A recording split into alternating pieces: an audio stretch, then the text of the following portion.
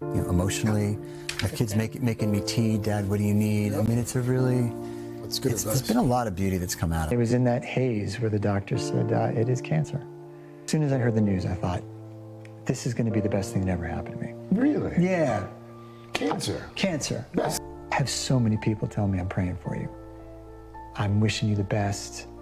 How you doing? I never expected that. Why? I never just stopped to appreciate really kind of the... When James Van Der Beek gave what would become his final major interview on Today with co-host Craig Melvin in December 2025, viewers did not yet know they were witnessing a goodbye. Today's my birthday, and it has been the hardest year of my life. At the time, many believed they were watching an update from a beloved actor navigating a difficult chapter. But in hindsight, after his passing at age 48 following his battle with stage 3 colorectal cancer, the interview took on a deeper emotional weight. Post-cancer is me actually accepting help from people and allowing my friends to show up in my life in a way that I just wasn't because I was trying to be Superman. So I think I take things a little bit more slowly now. I appreciate a lot more deeply. Just the little moments, those tiny, the little arms going around your neck when you're helping them put the pants on, and just a sunset even, and really just taking the time to appreciate every single moment. I think it became something more than a health update. It became a farewell, spoken softly, wrapped in gratitude, honesty, and quiet courage. In the days immediately following the broadcast, social media filled with reactions from fans who had grown up watching him. Public with his cancer journey.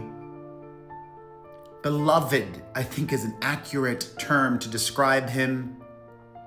From Dawson's Creek to Varsity Blues and more. James. Today's my birthday, and it has been the hardest year of my life, and I wanted to share something that I learned with y'all. For many, James was not just a celebrity.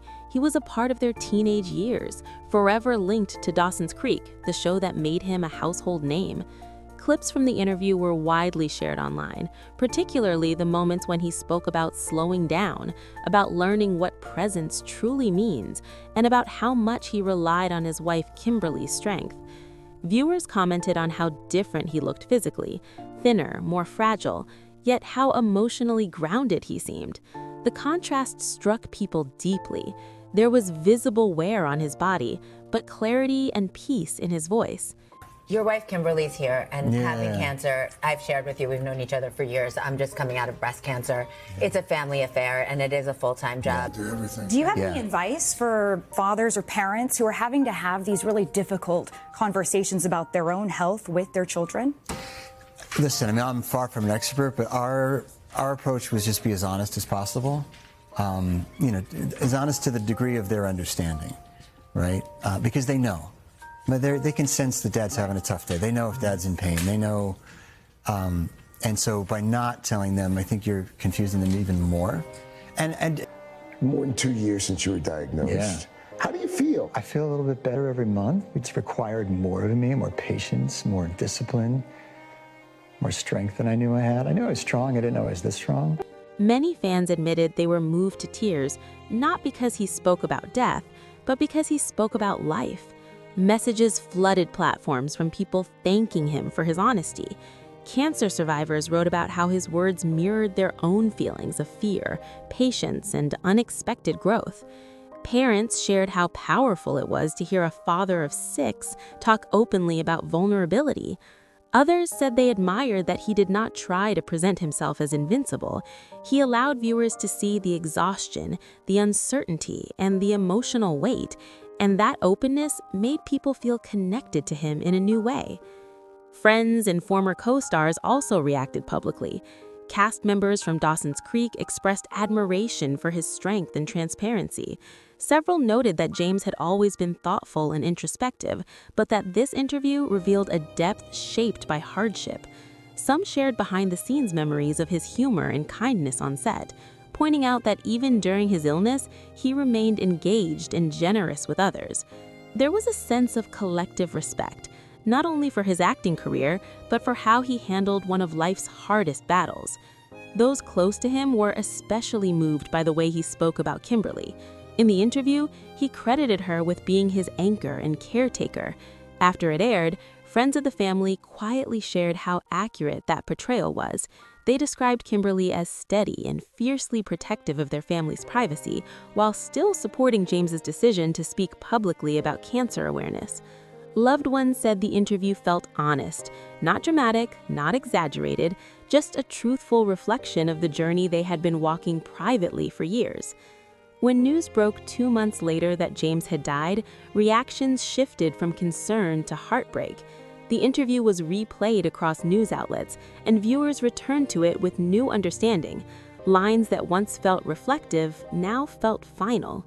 His comments about appreciating small moments, about redefining strength, and about valuing connection above all else were quoted widely. Fans said watching it again felt different, heavier, more sacred.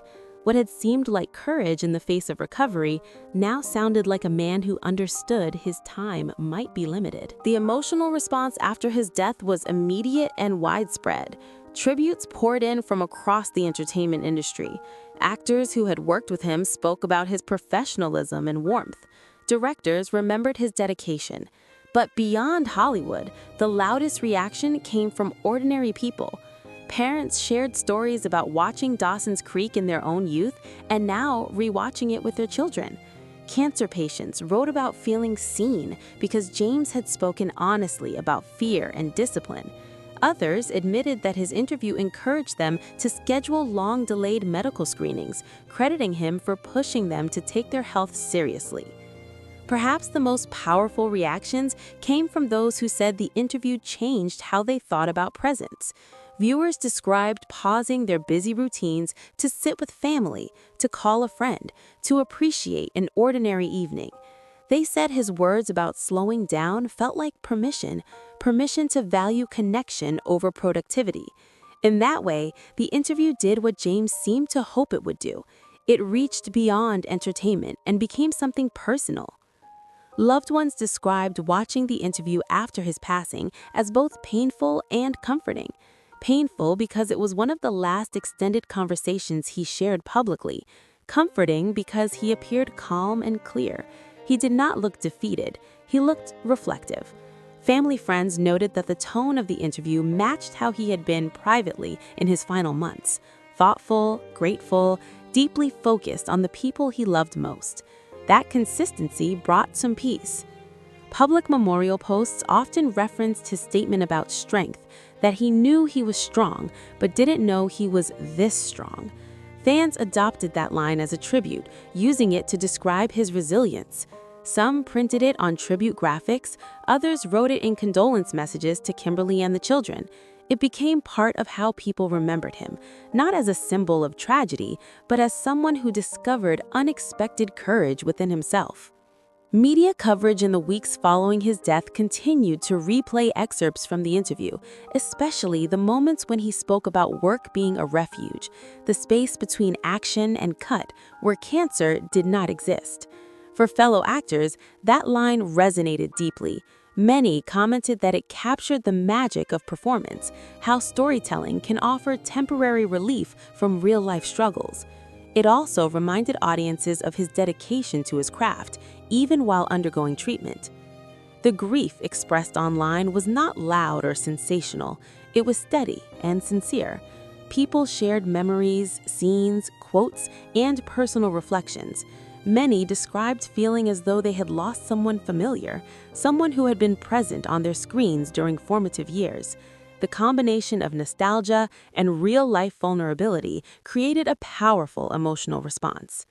In the end, the reaction to James Van Der Beek's final interview revealed something important. Audiences respond most deeply to authenticity. His willingness to speak plainly about fear, patience, love, and presence left a lasting impression. Before his passing, viewers admired his strength. After his passing, they understood the full weight of his words. The interview now stands not only as a record of a man facing illness, but as a moment of connection between him and millions of people. Fans and loved ones did not just mourn an actor, they mourned a father, a husband, a colleague, and a man who chose to speak honestly when it would have been easier to stay silent. And in doing so, he gave people something enduring, a reminder to cherish time, to lean on love, and to measure strength not by physical endurance, but by emotional truth. Before cancer, God was something I tried to fit into my life as much as possible. After cancer, I feel like a connection to God, whatever that is kind of the whole point of this exercise on this planet.